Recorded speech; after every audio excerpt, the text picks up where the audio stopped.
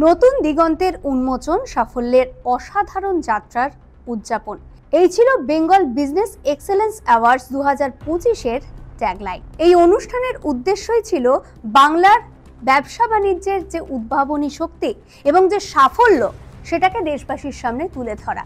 এই অনুষ্ঠানে তাদেরকেই সম্মান জানানো হয়েছে যে মানুষগুলি কঠোর পরিশ্রম এবং নতুন ভাবনা নিয়ে বাংলার অর্থনীতিকে এগিয়ে নিয়ে যাওয়ার জন্য চেষ্টা চালিয়ে যাচ্ছেন।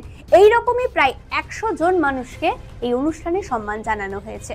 পশ্চিমবঙ্গ রাজস্ব বিভাগের যুগ্ম কমিশনার অনুপম হালদার এই অনুষ্ঠানে উপস্থিত থেকে জানান যে রাজ্যের অর্থনীতিকে এগিয়ে নিয়ে যেতে হলে ছোট, মাঝারি, ক্ষুদ্র শিল্পের সঙ্গে বড় শিল্প সংগঠনগুলিকেও একত্রে মিলেমিশে কাজ করতে হবে।